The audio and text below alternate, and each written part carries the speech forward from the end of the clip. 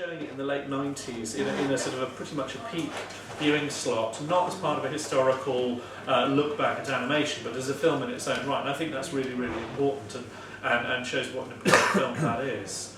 But it's a shame that more is BBC 4 did Animation Nation some years ago, and that covered all the early studios.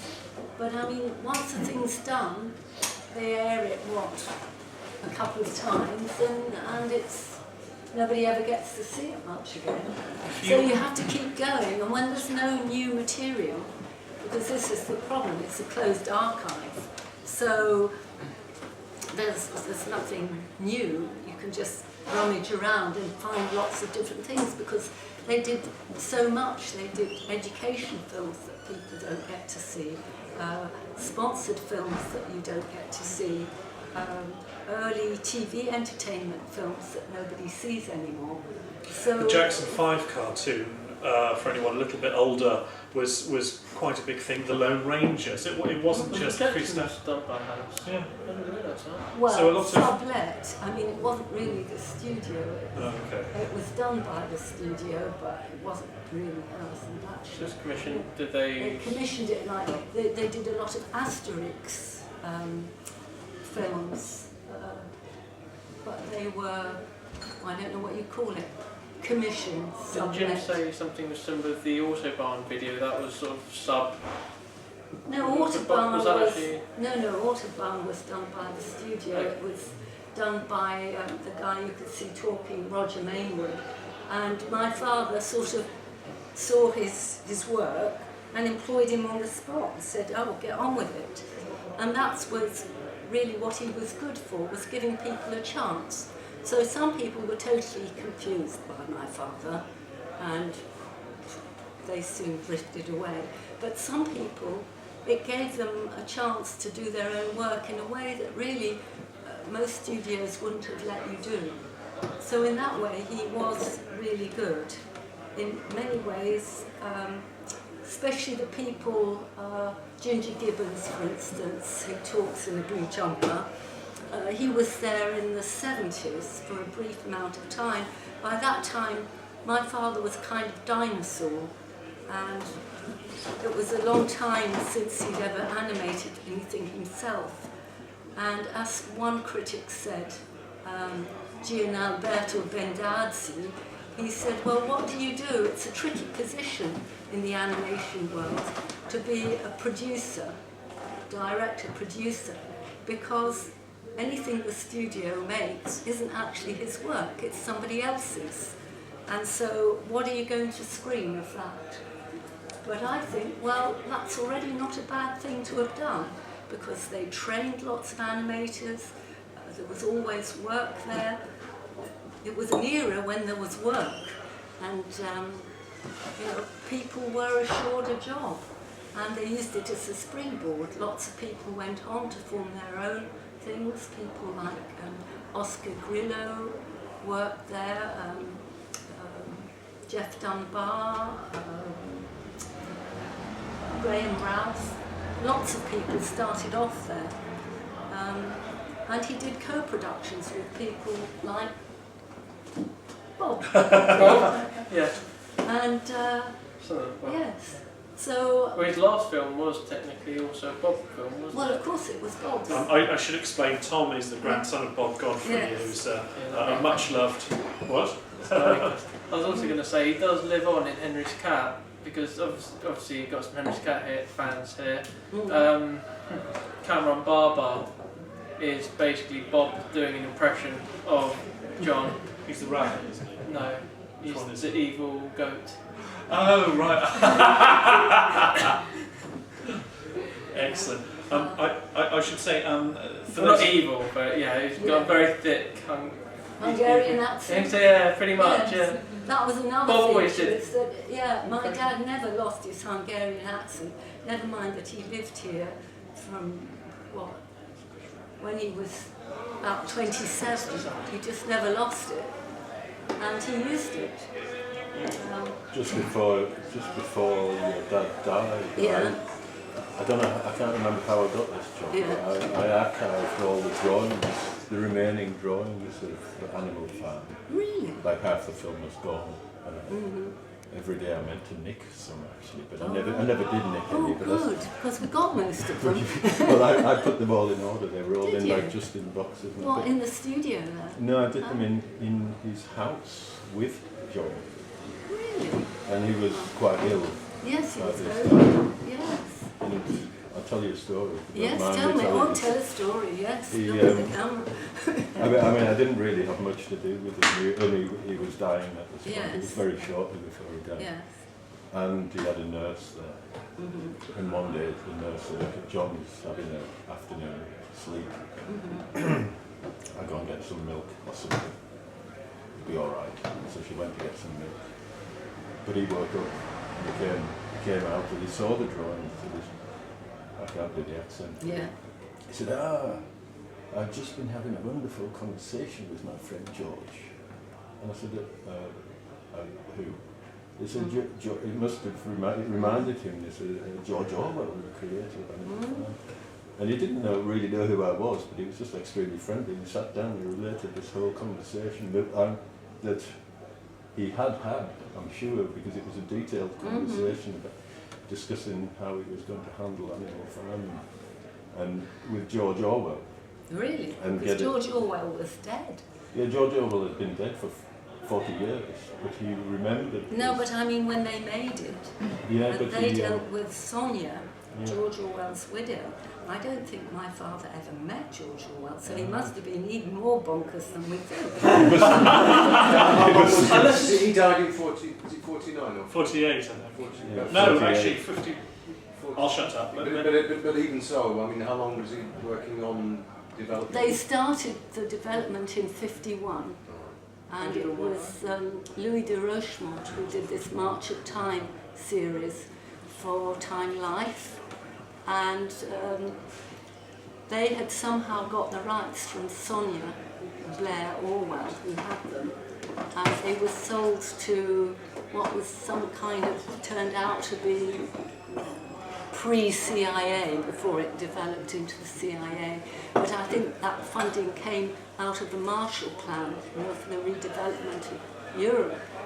And it's all sort of mutated. And anyway, Louis de Rochemont had the rights and asked my parents if they could turn it into something. And they spent a year doing the pre-production and doing the storyboard. And then another 3 years making the film. So that's interesting, his friend George, I mean he could have been But talking it was so about a detailed. different, was it really? It was so detailed that Yeah. I just assumed that it was, Yeah, that he went just right. remembered it and thought it had just happened. Yes. Maybe Well, he it might transposed have. it from somewhere. Because he used to welcome the nurses. The nurse would come in the morning and he'd open the door and say, hello, hello, welcome, welcome, you know, and he'd think he was in a festival. I think I was there for about a week and I Really? never remembered who I was. So It was did you almost like his know, best friend, his best new friend every Yes. day. So how did you come in? Did Andy Mundell I ask was you? under them down Oh, there. right, okay. So what's your name? Jed, him. Oh, you're Jed. Oh, hi. Yes, because you did that. I don't remind me. Yes. It was. I just worked on it. You wrote the Right. I didn't direct it or create it. Okay. think Yes, it wasn't because his best Andy piece, sort of. I'm sorry, you're going to have to help Yes. us out. You're going to have to say what the film was. Yes, tell us about it. Well, it was. I mean, Godfrey did the British, UK the UK one, Yeah. and I was an animator on the German one.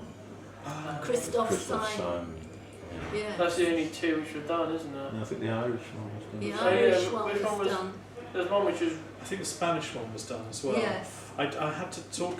I think I had to talk about it somewhere, Mhm. and people in the audience kept firing out. No, the Spanish one was done as well.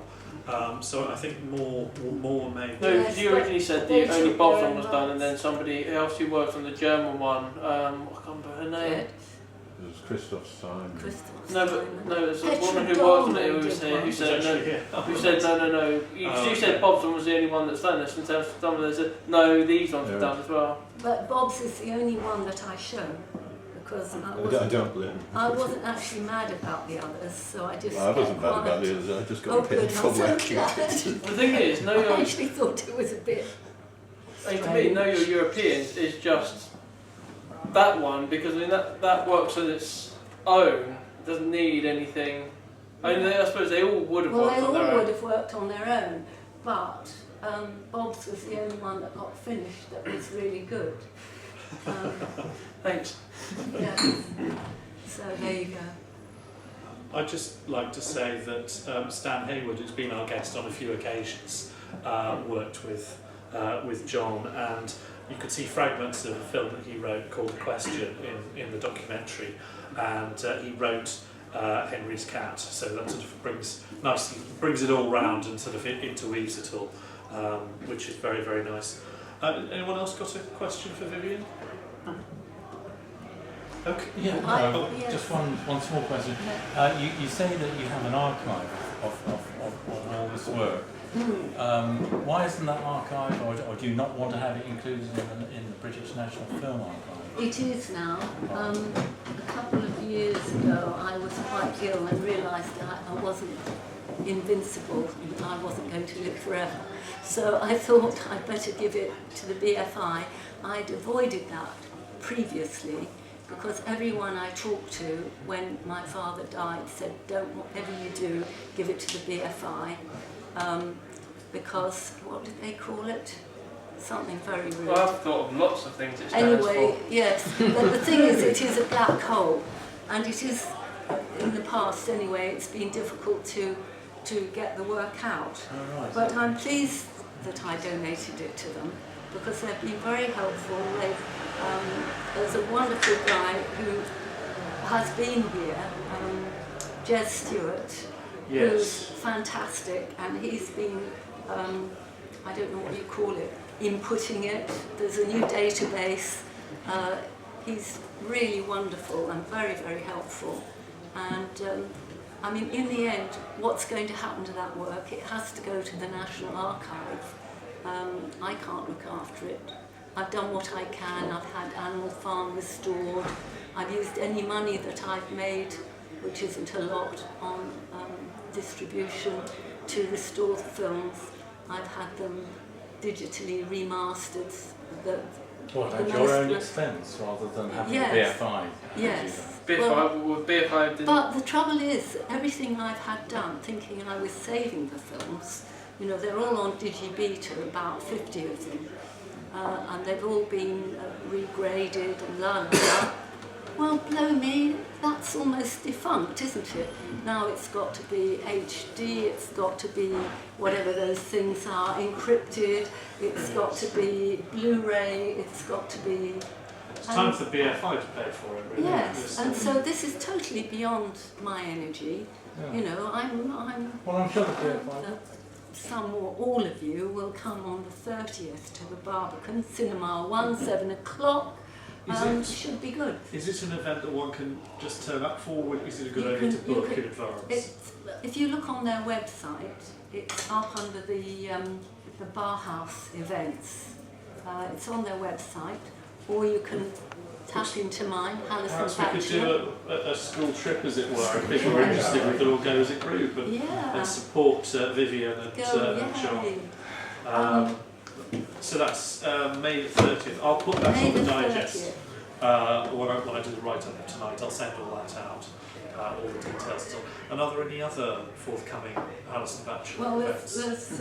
yes, there's going to be one in Melbourne, but I don't expect any of School you trip to to go. Melbourne. School trip to Yeah, Melbourne, I yes. don't expect you to go to Melbourne. There'll be one in Varna in Bulgaria on the Black Sea, where they want to do a proper retrospective and show all the films, well, all Animal Farm shorts and documentary. And then there'll be Bradford, the Bath, in November, where they'll do a retrospective. And Well, that could be a marvellous one to go to because of Bradford Animation yes, Festival. well, It's that's such a good thing to go to Yeah. anyway. Yeah. I don't have any of you been to Bradford. It's in the Media Museum, which is fabulous Which is anyway. fantastic. It's worth Brilliant. visiting just for itself. I mean, for kind of London-centred people think, oh my God, it's so far. And it is. And it is cold and it is windy, but it's worth it because the museum's great and there are super photographic exhibitions there as well. Plus, while you're up there, you should go and visit Saltaire, Yes. the 19th century utopian industrial town, and an old friend of David Hockney's had a gallery there and would curate shows of David Hockney's work. And yeah, go and see the two together. Go to the Cinema Museum and to Saltaire in Bradford on a yes. Yes, and treat yourself to a few curries. Yes. It's a land of authentic curry. Absolutely. So there's all of that, and there's the Hungarian Cultural Centre promised something, but I don't hold my breath because they've got no funding left. So they might do something in Maiden Lane, just in the centre. And might you be doing? Well, I know you've got a small DVD release, but is there an opportunity? Is there an opportunity for interested people to buy a collection of shorts? Obviously, Animal Farm you can get in HMV, but have you got a? There Where's to is a sell? DVD that's put out supposedly by SIFA that they were talking about. But I think that I shall do it myself as well. It's John Halas's favourite short films.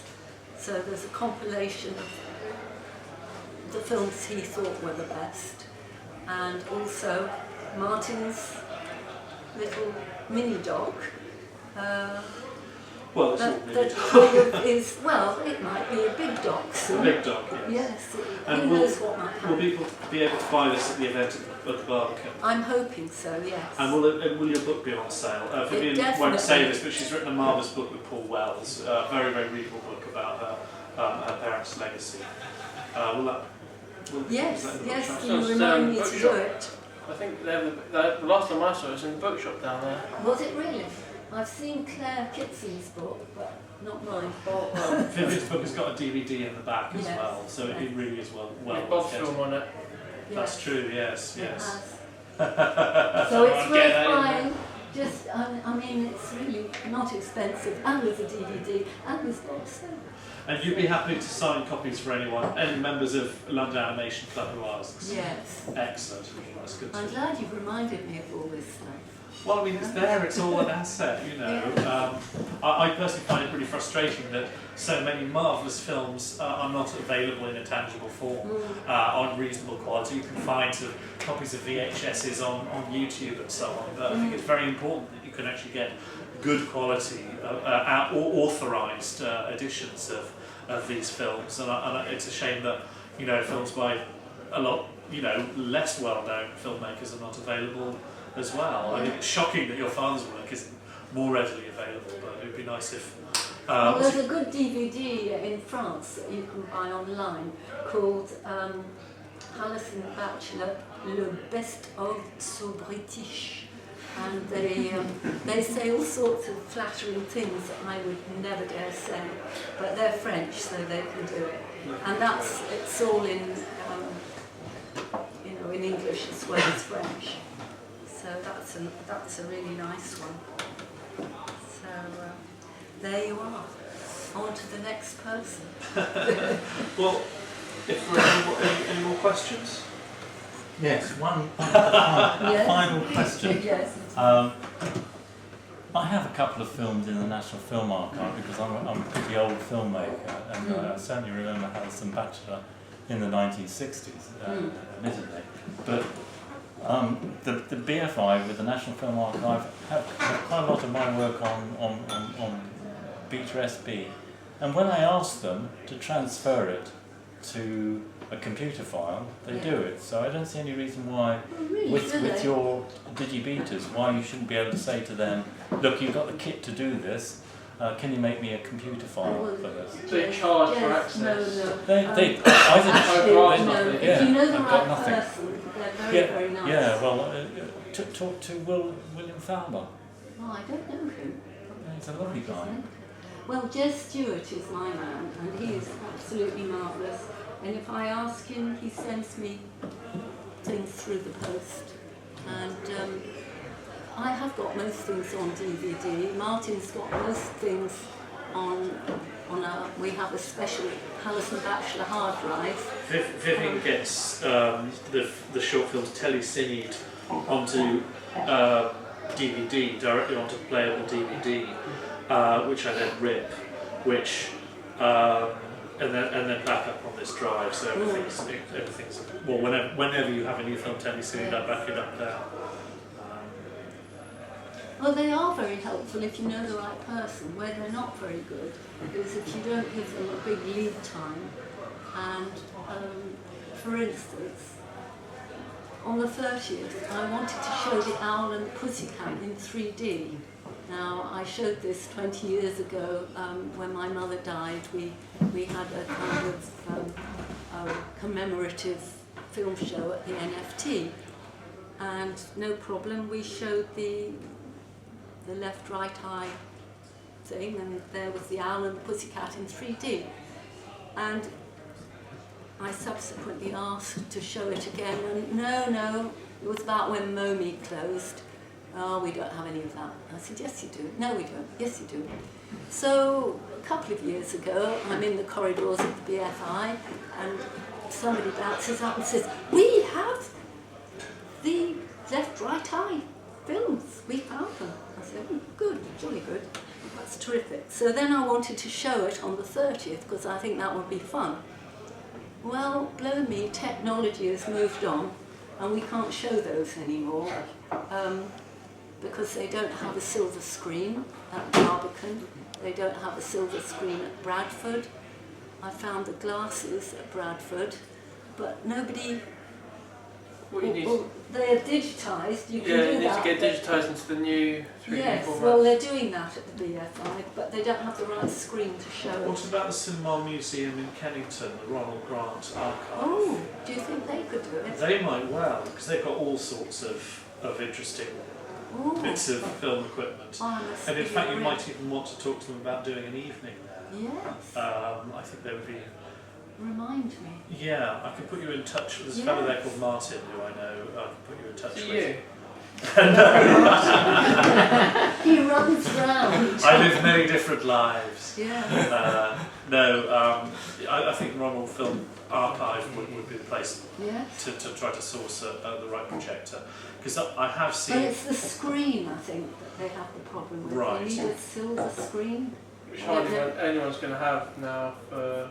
Hardly everyone... I mean, most cinemas now are going to be set up for digital 3D, not film... But then you get some hardcore film archive if you have to have a separate screen.